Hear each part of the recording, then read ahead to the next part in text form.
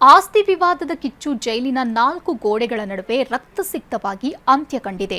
4 ವರ್ಷಗಳ ಹಿಂದೆ ತಾಯಿಯನ್ನ ಕೊಂದಿದ್ದ ಆರೋಪಿ ಇದೀಗ ಆಕೆಯ ಮಗನನ್ನ ಜೈಲಿನಲ್ಲೇ ಇರಿದು ಕೊಂದಿದ್ದಾನೆ. ಅಷ್ಟಕ್ಕೂ ಏನೇ ಸ್ಟೋರಿ ಅಂತೀರಾ? ನೀವೇ ನೋಡಿ.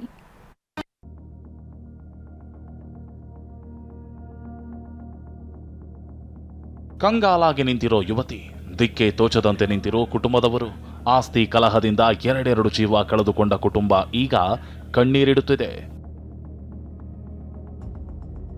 ಆಸ್ತಿ ಕಲಹ, ಜೈಲಿನಲ್ಲೇ ಚಾಕು ಇರಿದ ಅತ್ತೆಯ ಮಗ, ಹತ್ಯೆ ಕೊಂದು ಜೈಲಿಗೆ ಹೋದವನಿಂದ ಇನ್ನೊಂದು ಹತ್ಯೆ.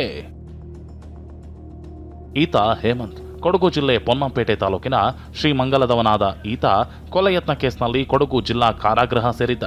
ಇನ್ನೀತ ರಾಜೇಶ್, ಹೇಮಂತ್ನ ತಾಯಿ ಪ್ರೇಮಾಳನ್ನ ಕೊಂದು ಅದೇ ಕೇಸ್ನಲ್ಲಿ ಜೈಲಿನಲ್ಲಿದ್ದ. ಜೂನ್ 1ರಂದು ಇಬ್ಬರು ಜೈಲಿನಲ್ಲಿ ಎದುರು ಬದುರಾಗಿದ್ದು, ರಾಜೇಶ್ ಹೇಮಂತ್ನನ್ನ ಚಾಕುವಿನಿಂದ 16 ಬಾರಿ ಇರಿದಿದ್ದ. ಇಂದು ಚಿಕಿತ್ಸೆ ಫಲಿಸದೆ ಹೇಮಂತ್ ಮೈಸೂರು ಜಿಲ್ಲಾಸ್ಪತ್ರೆಯಲ್ಲಿ ಪ್ರಾಣ ಬಿಟ್ಟಿದ್ದಾನೆ.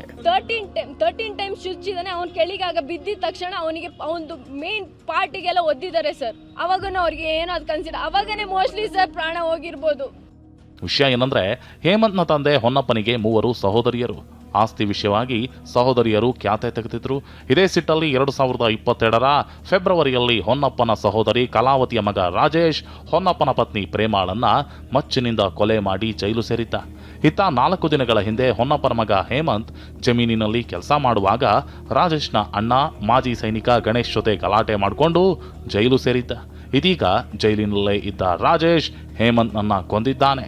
ಅವರು ಶಿವರುದ್ರಪ್ಪ ಅವ್ರ ಕುಟ್ಟ CI ಅವ್ರೇನು ಹೇಳಿದ್ದಾರೆ ಅಂದ್ರೆ, ಅವ್ರು ಯಾವುದೇ ರೀತಿ ಇವ್ರದ್ದು ಡೀಟೇಲ್ಸ್ ಏನು ಕೇಳದೆ ಸಡನ್ ಆಗಿ ಇವ್ರಿಗೆ 307 ಸೆಕ್ಷನ್ ಹಾಕ್ಬಿಟ್ಟು ಇವ್ರನ್ನ FIR ಹಾಕ್ಬಿಟ್ಟು ಅರೆಸ್ಟ್ ಮಾಡಿಬಿಟ್ಟು ಜೈಲಿಗೆ ಕಳಿಸಿ ಅಂತ ಹೇಳ್ಬಿಟ್ಟು ಇಷ್ಟೇ ಹೇಳ್ಬಿಟ್ರು. ಅದಾಗಿ ಮತ್ತೆ ಬರೀ ಯಾರು ಅವ್ರು ಹೇಳಿದ್ದಾರೆ, ಅಟ್ಲೀಸ್ಟ್ ಒಬ್ಬರನ್ನಾದರೂ ಅವರು ಜೈಲಿಗೆ ಕಳಿಸ್ಬೋದಿತ್ತು.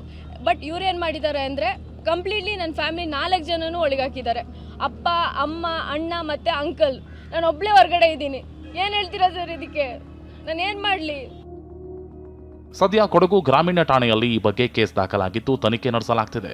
ಆದರೂ ಜೈಲಿನ ಒಳಗೆ ಕೊಲೆಗಾರನಿಗೆ ಚಾಕು ಸಿಕ್ಕಿದ್ದು ಹೇಗೆ? ವೈರತ್ವವಿದ್ರೂ ಇಬ್ಬರನ್ನು ಒಂದೇ ಕಡೆ ಇಟ್ಟಿದ್ದೇಕೆ?